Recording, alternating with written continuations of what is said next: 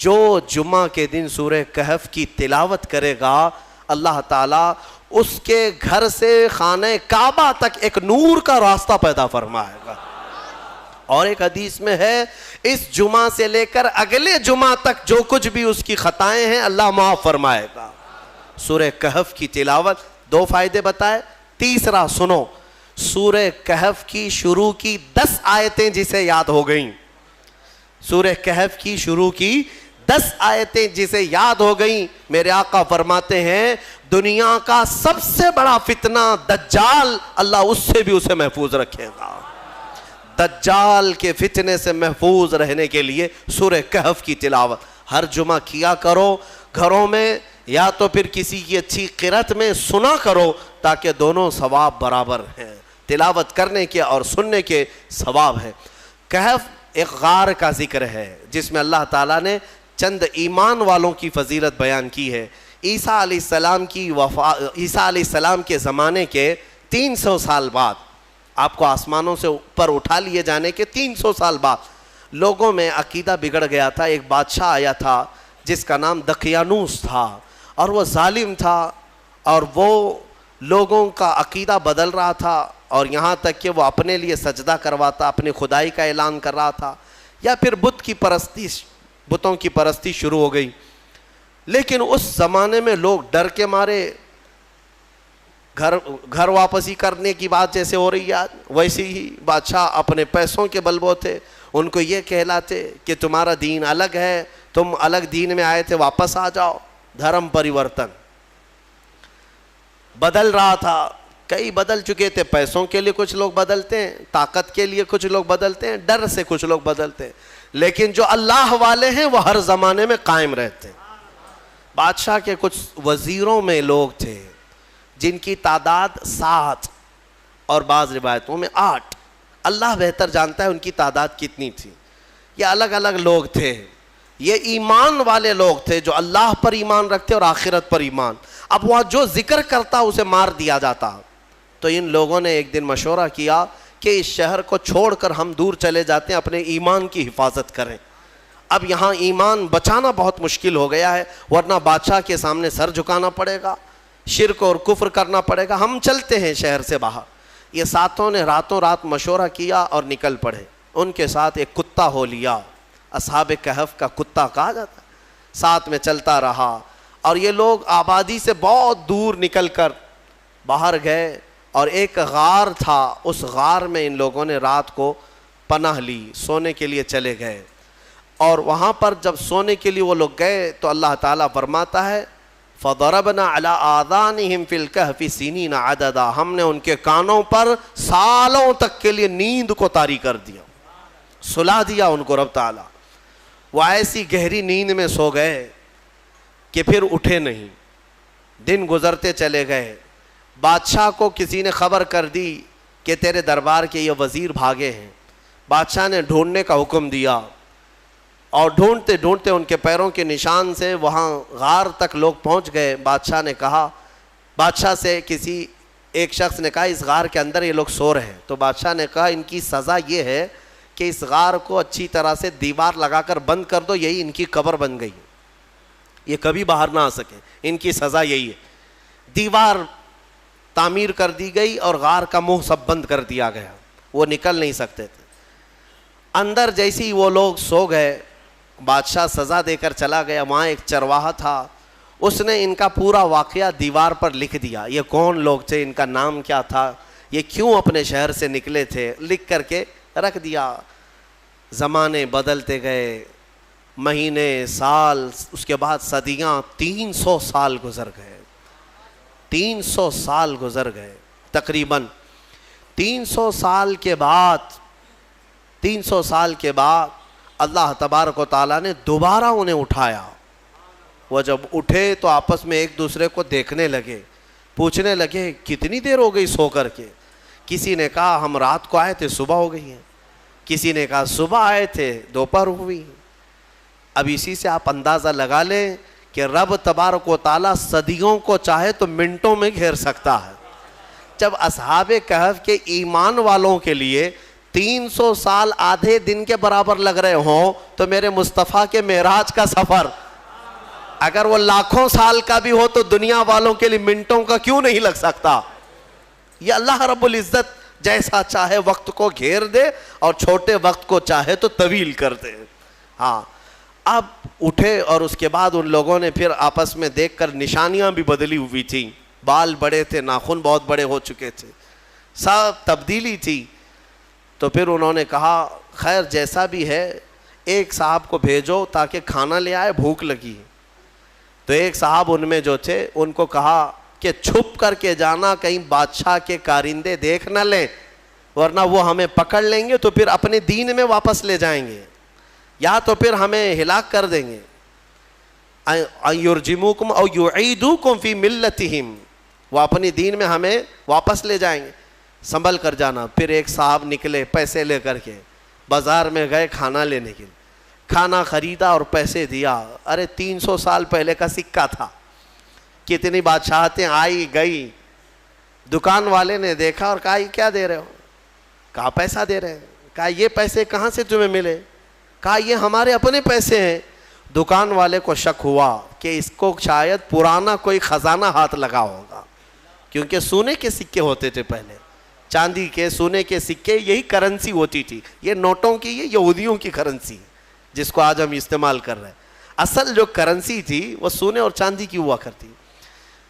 تو پھر دکان والے نے اس صاحب کو جو اصحاب کہف میں ہیں دکان پر ہی کھڑا کیا اور اندر سے جا کر کے بادشاہ کی پولیس کو خبر کر دیا. اس وقت جو بادشاہ تھا اس کا نام بیدروس تھا, وہ ایمان والا تھا اور وہ اللہ کی بارگاہ میں دعا کر رہا تھا, روز دعا کرتا تھا کہ اے مولا میری قوم گمراہ ہو رہی ہے, یا آخرت پر یقین نہیں کر رہی ہے, مرنے کے بعد دوبارہ زندہ ہونے پر یقین نہیں کر رہی ہے, تو کوئی ایسی نشانی دکھا دے کہ ان کا عقیدہ مضبوط ہو جائے.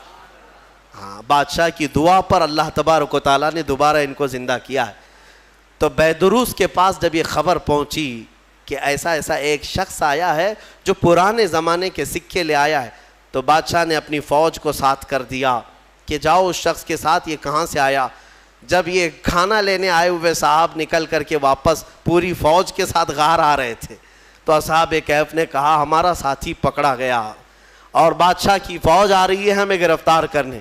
لیکن جو آئے وہ لوگ, ان لوگوں کو دیکھا تو سارے لوگوں نے اللہ کی بارگاہ میں سجدہ ریز ہو گئے.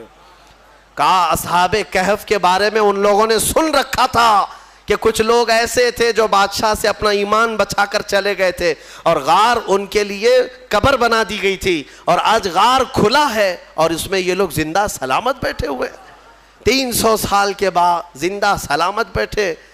تو بادشاہ نے اپنی پوری قوم کو بلایا اور کہا کہ دیکھو وہ رب قدیر 300 سال کے بعد جب کسی کو بیدار کر سکتا ہے تو ہر انسان کو موت کے بعد دوبارہ زندہ ضرور فرمائے گا.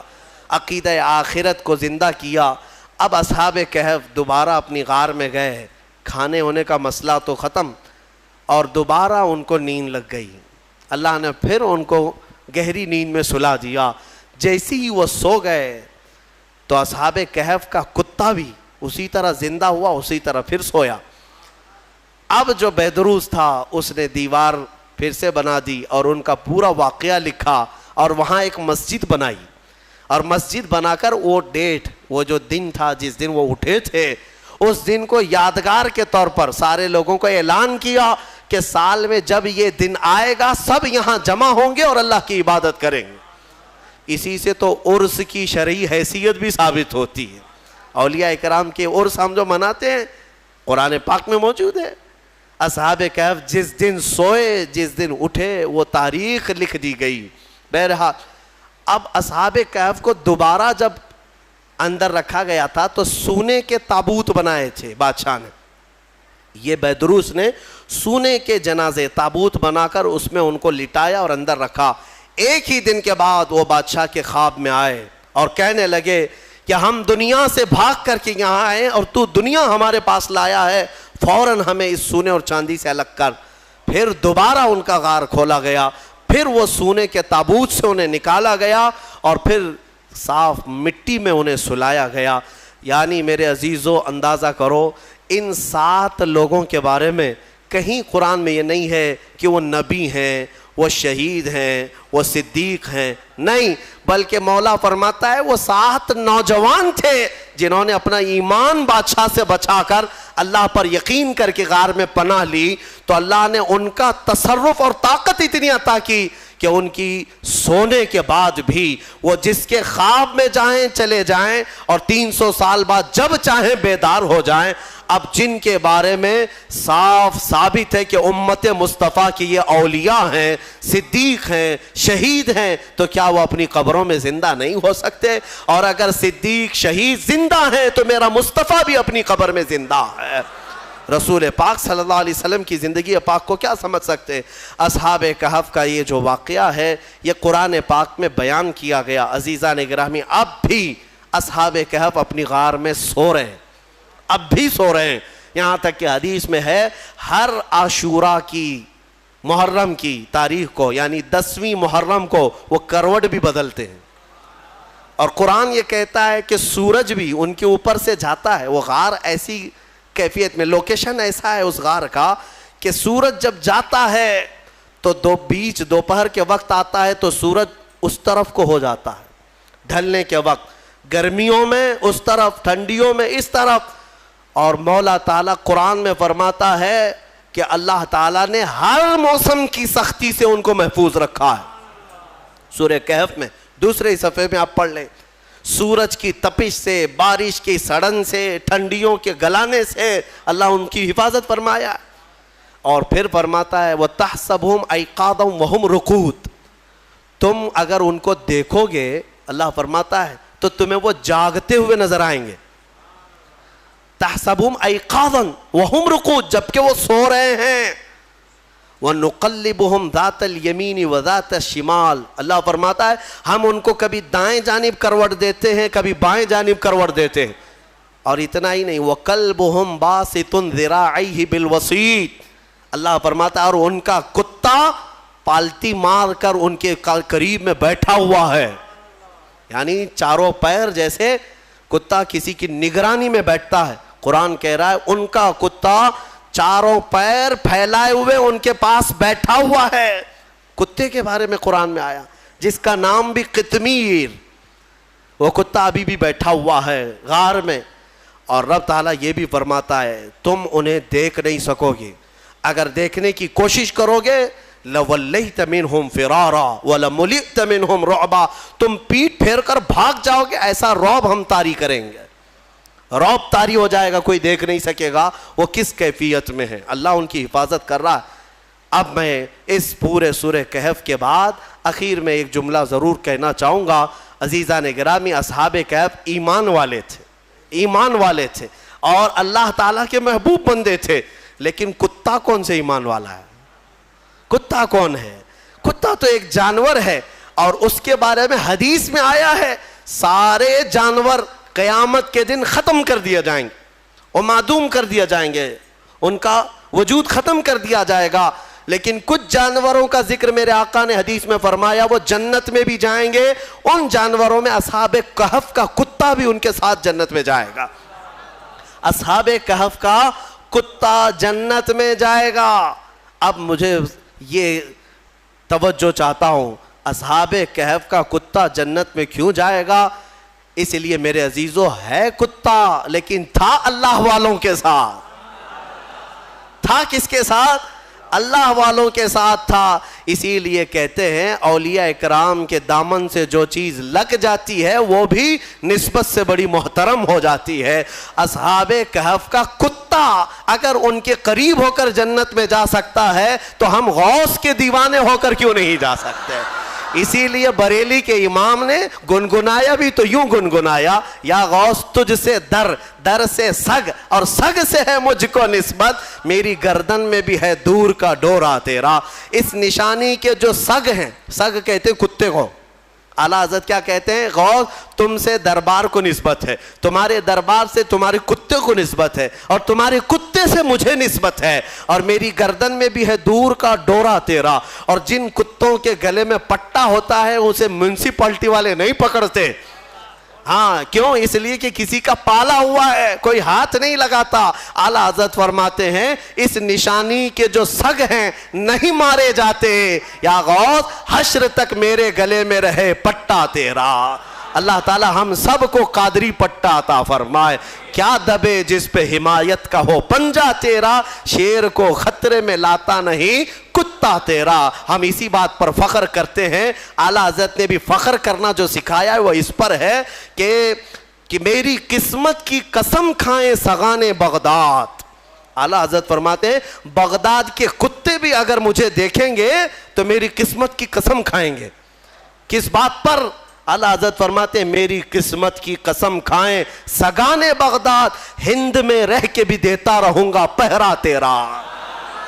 انشاءاللہ العزیز آخری سانس تک ہم مصطفیٰ کریم کی عزت اور ان کی ناموس کا پہرا دیتے رہیں گے، چاہے کفار کے چنگل میں ہی کیوں نہ رہیں، اس لیے کہ ہمیں پتہ ہے اگر ابو جہل کی مٹھی میں بھی کنکریاں جائیں تو مولا ان سے کلمہ طیبہ پڑھاتا ہے۔ اللہ رب العزت اگر آج ہمیں ظالموں کے چنگل میں رکھا ہے تو زبان تو مولا کی قدرت میں ہے، جب تک وہ چاہے اپنے مصطفیٰ کے گن گانے کی توفیق عطا۔ اسراء کا مطلب ہوتا ہے سفر کرنا۔ اسراء جو ہے سفر کو کہا جاتا ہے، اور اس میں دنیا کے اس عظیم سفر کا ذکر ہے کہ اس جیسا سفر نہ پہلے کبھی ہوا نہ بعد میں کبھی ہوگا، وہ ہے سفر معراج مصطفیٰ صلی اللہ علیہ وسلم۔ مصطفیٰ کریم صلی اللہ تعالیٰ علیہ وسلم کے معراج کا جو سفر ہے اس کو اللہ تبارک و تعالیٰ نے کس شان سے بیان کیا۔ سبحان الذی اسریٰ بعبدہ، پاک ہے وہ ذات، بلند ہے وہ ذات جس نے اپنے بندے خاص کو رات کے ایک حصے میں سفر کرایا۔ کہاں؟ مسجد حرم سے مسجد اقصیٰ تک۔ یہاں تک کا ذکر تو آیا ہے، اس کے بعد کا ذکر احادیث کریمہ میں بھی موجود ہے۔ اب یہاں پر جو بات ہے توجہ کی، پورا سفر معراج تو آپ شب معراج میں سنتے رہتے ہیں اور مجھ سے بھی کئی بار سن چکے ہوں گے۔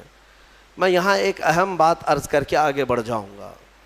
جن لوگوں کو یہ تکلیف ہے یہ کیسے ہو سکتا ہے سفر، اتنا لمبا سفر کہ حضور پاک صلی اللہ علیہ وسلم مسجد حرم سے مسجد اقصیٰ تک گئے، یہ خود ہی کئی ہزار کلومیٹر کا فاصلہ ہے، اور رات کے ایک حصے میں وہاں گئے، پھر وہاں سے آسمانوں کا سفر، جنت دوزخ کا ملاحظہ، عرش و کرسی لوح و قلم سب دیکھنا، پھر لامکاں کا سفر، پھر بارگاہ رب العزت سے واپسی۔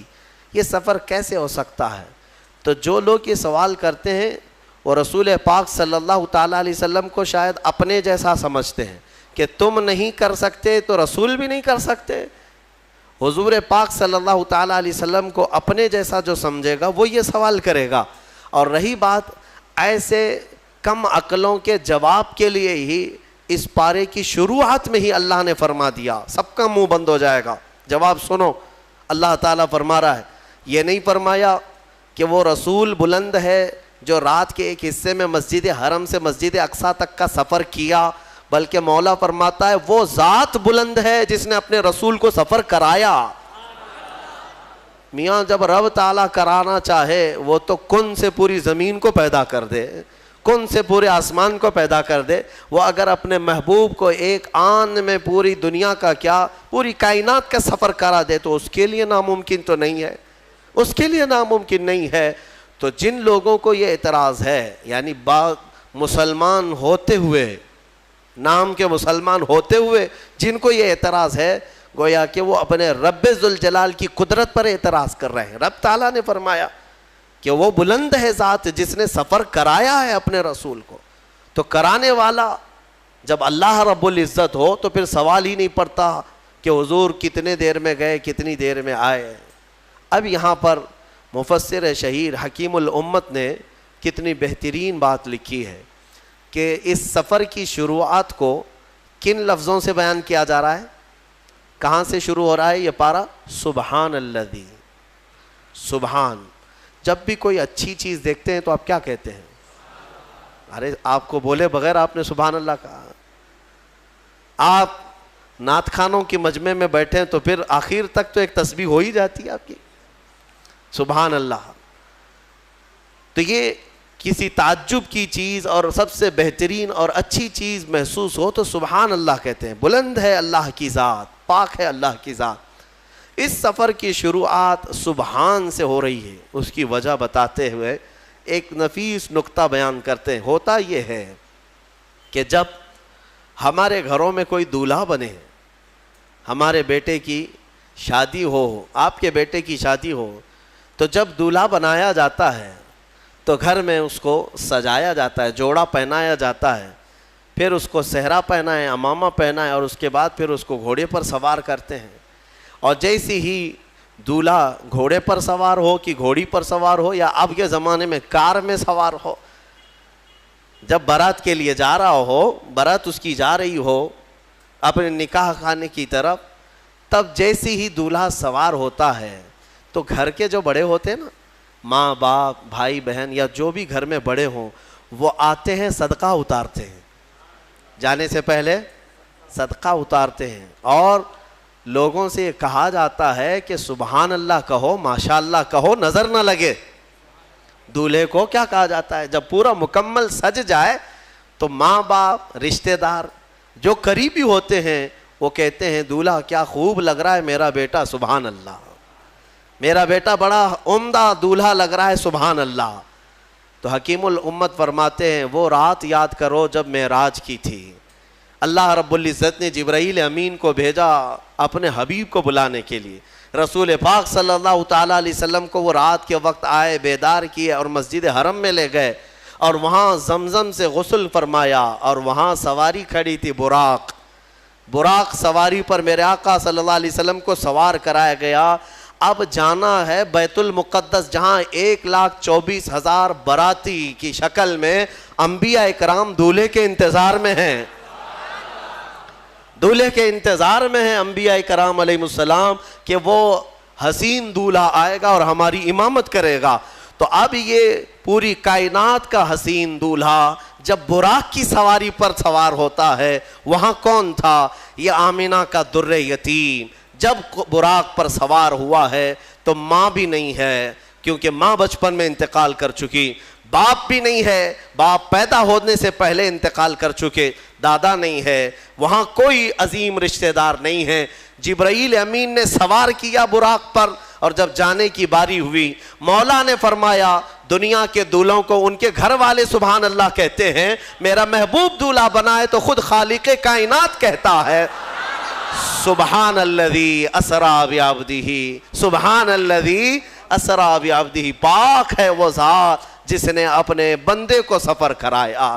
اب اندازہ کرو ہمارے اور تمہارے لیے گھر کے ماں باپ اور چچے چچیاں سبحان اللہ کہیں، اور میرا محبوب وہ ہے جس کی سواری پر خود خالق کائنات سبحان کہے، اللہ خود سبحان کہے. عزیزان گرامی وقار، اس سفر کو جتنا بھی بیان کیا جائے وہ کم ہے. ہم بیان صرف اس لیے کرتے ہیں کہ ہمارے بچوں میں یہ سفر منتقل ہوتا رہے، اس لیے کہ بعد میں انٹرنیٹ کے بچے یہ انکار نہ کرنے لگ جائیں. کیونکہ انٹرنیٹ کے زمانے میں لوگوں کا ایسا لگتا ہے ٹائی سوٹ بوٹ والے ہی سارا دین لے کر کے آئے ہیں، باقی اولیاء کیا لے کر کے آئے ہیں. اب کے زمانے میں ایسی ہو رہا ہے. اسی لیے میرے عزیزوں، ہم اپنے ممبروں سے رسول پاک کے تمام معجزات بیان کرتے رہیں گے، انشاءاللہ ہماری نسلوں میں یہ منتقل ہوتے بھی رہے گا. حضور اکرم صلی اللہ تعالیٰ علیہ وسلم، اور ایک عقیدہ لے کر کے جائیے آپ. معراج جو ہوئی ہے نا حضور کی، کچھ جماعتیں آج بھی ہیں وہ کہتی ہیں ہم معراج کا انکار نہیں کرتے، لیکن وہ حضور کے خواب میں ہوا تھا سفر. ارے خواب میں چیز ہو تو اتنا بیان کرنے کی ضرورت ہی کیا ہے؟ خواب میں کوئی اگر اتنا لمبا سفر دیکھا ہو تو یہ کوئی بہت تعجب کی بات ہے کیا؟ خواب میں آپ کل رات سو کر کے امریکہ پہنچ سکتے ہیں، انگلینڈ بھی پہنچ گئے، اور پھر صبح اٹھ کر کے کہے میں رات کو امریکہ میں تھا، پھر وہاں سے انگلینڈ گیا، پھر وہاں سے سعودی گیا، پھر اس کے بعد ممبئی آ گیا اور صبح یہیں مسجد میں تھا. تو تعجب تو کسی کو نہیں ہوگا، سننے والا بھی کہے گا صحیح بات ہے، ہو سکتا ہے 7 ملکوں پہ بھی جا کے آ سکتا ہے ایک نیند میں. لیکن حضور پاک صلی اللہ تعالیٰ علیہ وسلم جب مکہ والوں کے سامنے بیان کر رہے تھے معراج کا سفر، تو کیا سارے مکہ والوں نے قبول کر لیا تھا؟ سفر کو مان لیا تھا؟ نہیں مانا. مکہ والوں کا انکار کرنا اس بات کی دلیل ہے کہ حضور خواب نہیں بیان کر رہے تھے، اپنی حقیقی زندگی کا سفر بیان کر رہے تھے۔ اگر خواب بیان کرتے تو مکہ والے انکار تھوڑی نہ کرتے، وہ کہتے ہو سکتا ہے خواب میں گئے ہوں گے آپ۔ حضور اپنی حیات ظاہری کا اور حقیقی زندگی کا سفر بیان کر رہے تھے، خواب کا نہیں۔ اور عربی میں عبد جو یہاں پر آیا ہے آیت میں، سبحان الذی اسرا بعبدہ، عبدہ، عبد کسے کہتے ہیں؟ عبد کون ہے؟ بندہ۔ عبد کا مطلب بندہ، لیکن بندہ جو ہے کیسا ہوتا ہے؟ ہر بندے کے پاس دو چیزیں ہونی ضروری ہیں، جسم بھی ہو روح بھی ہو، جسم بھی ہو روح بھی ہو۔ جسم اور روح کے مرکب کو بندہ کہا جاتا ہے، سمجھ میں آ رہی بات؟ اور خواب میں سفر جسم نہیں کرتا، صرف روح کرتی ہے۔ اگر حضور کی صرف روح نے سفر کیا تھا تو قرآن میں بندے کا ذکر نہیں آتا۔ اللہ یوں فرماتا پاک ہے وہ ذات جس نے اپنے رسول کی روح کو سفر کرایا، بلکہ قرآن میں اللہ فرما رہا ہے پاک ہے وہ ذات جس نے اپنے بندے کو سفر کرایا۔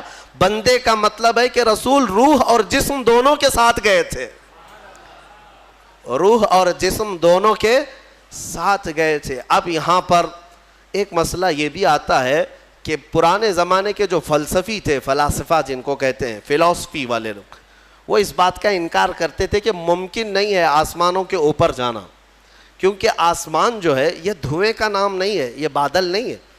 آسمان ایک دبیز قسم کی ایک پرت ہے، اتنی کہ اس کو آپ پھوڑیں تو پھوٹے گا نہیں، زمین سے بھی زیادہ مضبوط لے ہے آسمان کی۔ ہاں، اس کو کوئی کھود نہیں سکتا، توڑ نہیں سکتا، اس میں سوراخ نہیں کر پاؤ گے۔ کن کن چیزوں سے کون سا میٹل ہے وہ اللہ بہتر جانے، لیکن آسمان بہت ہی مضبوط پرت کی بنی ہوئی ہے، اس میں سے کسی کا جانا ممکن نہیں، یہ فلسفی لوگ کہتے ہیں، انکار کرتے ہیں۔ کیونکہ انسان کا دھواں میں جانا تو سمجھ میں آتا ہے، لیکن ایک موٹی چیز کو چیر کر کے جانا یہ سمجھ میں نہیں آتا۔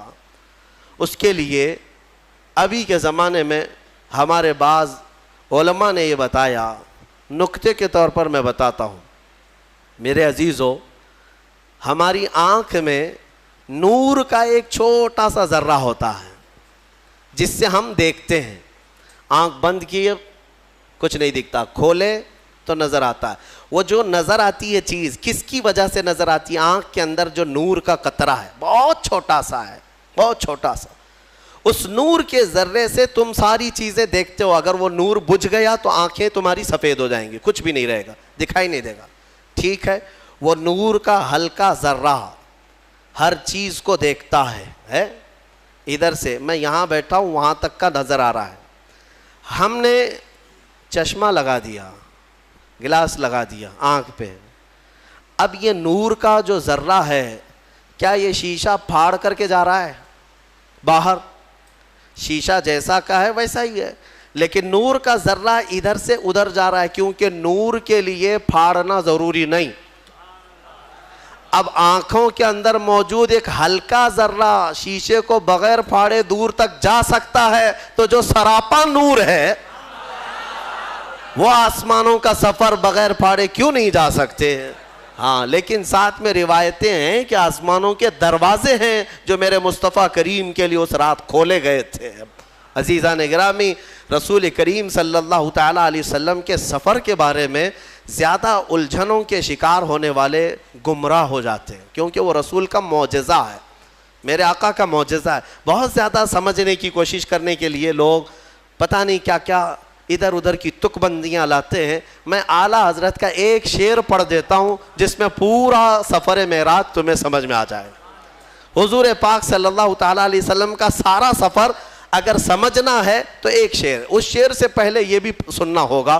فرماتے ہیں وہ سرور کشور رسالت جو عرش پر جلوہ گر ہوئے تھے، نئے نرالے طرب کے سامان عرب کے مہمان کے لیے تھے۔ اور اعلیٰ حضرت فرماتے ہیں اسی قصیدہ معراج میں، یہ جو قصیدہ لکھا ہے اعلیٰ حضرت نے، یہ تقریباً 68 اشعار ہیں۔ اس میں کتنے ہیں؟ اچھا یہ بھی میں بتا دوں، ایک مولانا آئے تھے اعلیٰ حضرت کے پاس محسن کاکوروی صاحب، وہ معراج کا قصیدہ لکھ کر کے لائے تھے، اعلیٰ حضرت سے چیک کروانے آئے تھے، اور انہوں نے جو لکھا تھا اس میں کاشی متھرا گنگا جل سب کا ذکر تھا، کیونکہ شاعر جو ہے اشاروں میں بات کرتے ہیں، کاشی کا مطلب وہ جگہ نہیں، ایک پوتر جگہ کو انہوں نے اس سے مراد لیا، اشعار وہ لکھ کر کے لائے تھے اعلیٰ حضرت کے پاس۔ ظہر کے بعد وہ آئے اور لے کر کے وہ سنانے کے لیے بیٹھے، تو کچھ ہی اشعار اعلیٰ حضرت نے سنے تھے ابھی، تو اعلیٰ حضرت نے رکھ لیا، عصر کی اذان ہو گئی، عصر کی اذان ہو گئی، کہا مولانا رکھ دیجئے نماز کے بعد دیکھیں گے، اذان ہو گئی ہے، تو اذان کے لیے اٹھ کر چلے گئے، سنتیں پڑھی اور فرض کا انتظار کرتے کرتے قصیدہ معراج اعلیٰ حضرت مسجد میں بیٹھ کر کے ہی ترتیب دینے لگے، اور اس کے بعد عصر کی جماعت ہو گئی، عصر کی نماز کے بعد آئے، کاکوروی صاحب سے کہا آپ کا رکھیے اور یہ میرا پڑھیے، تو انہوں نے اٹھایا، کہا پڑھتے رہے، ایک شعر، دو شعر، تین شعر، چار شعر، میرے عزیزو 200 سے زیادہ الفاظ اس میں موجود، 68 اشعار صرف عصر کی سنت اور فرض کے بیچ میں لکھ کر کے پورے قصیدہ معراج کو بیان کر دیا۔ انہوں نے پوچھا کاکوروی صاحب کہ مولانا احمد رضا صاحب آپ کے پاس یہ کب کا لکھا ہوا تھا؟ کہا بس سنت اور فرض کے بیچ میں مسجد میں جو ذہن میں آ گئے وہ میں نے ترتیب دیا۔ ارے جو ذہن میں آ گئے ان کا حال یہ ہے کہ اچھوں کو آج پڑھنا نہیں آتا۔ وہ سرور کشور رسالت جو عرش پر جلوگر ہوئے تھے، نئے نرالے طرب کے سامان عرب کے مہمان کے لیے تھے، اور اعلیٰ حضرت فرماتے ہیں اتار کر ان کے رخ کا صدقہ جو بٹ رہا تھا نور کا باڑا، چاند سورج اچھل کر جبیں کی خیرات مانگتے تھے۔ یعنی اس دن اللہ تبارک و تعالیٰ اپنے حبیب کا جو صدقہ بانٹ رہا تھا اس میں چاند سورج بھی اچھل کر مانگ رہے تھے کہ حضور کے جبین سے جو نکلا ہوا صدقہ ہے مولا وہ ہمیں عطا کر دے۔ اور پھر فرماتے ہیں وہی تو اب تک چھلک رہا ہے، وہی تو جوبن ٹپک رہا ہے، نہانے میں جو گرا تھا پانی کٹورے تاروں نے بھر لیے تھے۔ نہانے میں جو گرا تھا پانی کٹورے تاروں نے بھر لیے تھے۔ اب یہ قصیدہ بڑا لمبا ہے، میں جو کہنے جا رہا تھا وہ ایک ہی شعر میں سارا معراج کا سفر سمجھ میں آ جائے گا۔ اعلیٰ حضرت فرماتے ہیں وہی ہے اول، وہی ہے آخر، وہی ہے ظاہر، وہی ہے باطن۔ حضور کے لیے توجہ چاہتا ہوں، کیا الفاظ ہیں، وہی ہے اول، وہی ہے آخر، وہی ہے ظاہر، وہی ہے باطن، اسی کے جلوے اسی سے ملنے اسی سے اس کی طرف گئے تھے ہیں۔ یہ ہے معراج کا سفر۔ کیا ہے؟ 4 چیزیں اس میں ایک ہی مصرے میں بیان کر دیا، اسی کے جلوے اسی سے ملنے اسی سے اس کی طرف گئے تھے، بس یہی ہے۔ یہ جو معراج کا سفر ہے تم حضور کی طرف دیکھ رہے ہو، حقیقت میں یہ رب کے جلوے، اسی کے جلوے، رب کے جلوے اسی سے ملنے گئے، اور اسی سے مطلب اس کی ہی طاقت سے، اور کہاں گئے؟ اسی کی طرف گئے۔ اب اس میں پورا سفر سمجھ میں آ گیا۔ رب ذوالجلال خود اپنے نور کو اپنے پاس بلا رہا ہے، تو اس کے لیے نہ وقت کی ضرورت ہے، نہ سما، نہ کیف، نہ یہ مکان، نہ زمین، کسی چیز کی حاجت نہیں۔ بہرحال ان گتھیوں کو سلجھانے کے لیے ضرورت نہیں ہے کہ آپ واٹس اپ اور فیس بک اور دیگر انسٹا کے مناظرین سے سنیں۔ جب بھی سفر معراج سننا ہو تو عاشقان رسول سے سنا کریں، اعلیٰ حضرت رضی اللہ تعالیٰ عنہ کے کلام پڑھیں، آپ کو سمجھ میں آ جائے گا۔ یہ قصیدہ معراج، یہ معراج کا جو سفر ہے یہ سورۃ الاسراء میں بیان ہوا۔ میرے عزیزو، اس کے بعد اسی پارے میں جلدی عرض کر دیتا ہوں، اللہ تبارک و تعالیٰ نے بہت ہی اہم باتیں بیان فرمائی۔ فرماتا ہے وَقَضَىٰ رَبُّكَ أَلَّا تَعْبُدُوا إِلَّا إِيَّاهُ وَبِالْوَالِدَيْنِ إِحْسَانًا۔ تمہارے رب نے یہ فیصلہ فرما دیا کہ اللہ کے سوا تم کسی کی عبادت نہیں کرو گے اور اپنے ماں باپ کے ساتھ اچھا سلوک کرو گے۔ رب کے بعد اچھا سلوک کرنے کا حکم اللہ نے ماں باپ کے ساتھ کیا۔ اما یبلغن عندک الکبر احدہما او کلاہما، اگر ان دونوں ماں باپ میں سے کوئی ایک بڑھاپے کو پہنچا یا دونوں بوڑھے ہو گئے، فلا تقل لہما اف، ان کو اف تک نہ کہو، ولا تنہرہما، اور انہیں جھڑک کر بات نہ کرو، وقل لہما قولا کریما، جب بھی ان سے بات کرنا تو نرمی سے بات کرو۔ اکثر لوگ یہاں مات کھا جاتے ہیں۔ ہاں بہت سارے لوگ جوانی میں تو اپنے ماں باپ کی عزت کر لے جاتے ہیں، جب ماں باپ بوڑھے ہو جائیں اور تم جوان ہو گئے ہو اس وقت عزت کر کے دکھاؤ، یہ کمال کی بات ہے۔ پھر تمہیں سمجھ میں آئے گا کہ تم حقیقت میں مرد ہو یا نہیں ہو۔ ہاں حقیقت میں تمہاری پرورش کیسی ہے سمجھ میں آئے گا۔ بڑھاپا آ گیا ہو، ایک چیز کو بار بار وہ پوچھ رہا ہو، باپ ایک چیز کو بار بار بھول جاتا ہو، ماں بوڑھی ہے اٹھ نہیں سکتی، بار بار پوچھتی ہے یہ کہاں ہے وہ کہاں ہے، تم جھڑک دیتے ہو، اماں ابھی تو پوچھا تھا جواب تو دیا میں نے، کتنی بار پوچھتی ہو؟ تمہیں پتہ نہیں تم بچپن میں اس ماں سے جتنی بار پوچھتے تھے وہ ہر بار جواب دیتی تھی۔ اپنے باپ سے پوچھو، جب تم چھوٹے تھے کسی چیز کو دیکھ کر بار بار پوچھتے تھے، باپ تمہیں بار بار بتاتا تھا، لیکن تم سے اب سہا نہیں جاتا۔ ایک بار سوال کرنے کے بعد پھر دوسری بار وہ سوال کرے تو کہتے ہو بھولنے لگ گئے باپ ہمارے، بیمار ہو گئے ہیں، لوگوں کے سامنے نہیں لاتے، بے عزتی ہو جائے گی۔ اے میرے عزیزو، جس رسول نے فرمایا تمہاری جنت ان کے قدموں میں ہے، ہاں ماں کے قدموں میں جنت ہے اور باپ جنت کا دروازہ ہے، دونوں میں سے ایک بھی ناراض ہوا تو تم نے دنیا میں جہنم خرید لیا ہے، دنیا میں تم نے جہنم خرید لیا ہے۔ حتیٰ کہ تمہیں یہ بھی نہ معلوم، حضور پاک صلی اللہ علیہ وسلم نے فرمایا اگر ماں باپ میں کوئی مر بھی گئے، انتقال کر گئے، ان کے حقوق یہ ہیں کہ ہفتے میں ایک بار تم ان کی قبر پر جاؤ، قبر پر جاؤ۔ لوگ کہتے ہیں کیا رکھا ہے وہاں پر، نہیں، حقوق ان کے موت کے بعد بھی ختم نہیں ہوتے۔ ایک صحابی نے کہا کہ مجھے میری ماں کی قبر بھی نہیں معلوم، قبر بھی نہیں معلوم۔ حضور نے فرمایا ایک لکیر کھینچ لو اور اسے سمجھو کہ یہاں ماں ہے اور اس کی زیارت کرو۔ اندازہ کرو میرے عزیزو، والدین کے حقوق ختم نہیں ہو سکتے۔ میں پھر انشاءاللہ العزیز اس پر اور عرض کروں گا، آیتیں اور آئی ہیں قرآن پاک میں، وَلَا تَمْشِ فِي الْأَرْضِ مَرْحًا، اللہ فرماتا ہے زمین میں اکڑ کے مت چلو، إِنَّكَ لَن تَخْرِقَ الْأَرْضَ وَلَن تَبْلُغَ الْجِبَالَ طُولًا، تمہارے اکڑنے سے نہ زمین پھٹے گی نہ تم پہاڑوں سے بلند ہو سکتے ہو۔ دیکھو ان پہاڑوں کی طرف کتنے بلند ہیں، تم ان کے سامنے بہت بونے ہو، بہت ناٹے ہو۔ اس زمین کو دیکھو اس کی سختیاں کیسی ہیں، تمہارے اکڑنے کے لیے تمہارے پاس ہے کیا؟ تم ایک نطفے سے پیدا ہوئے، ایک ٹھوکر میں تم لنگڑے ہو سکتے ہو، لولے ہو سکتے ہو، تمہارے پاس کیا ہے؟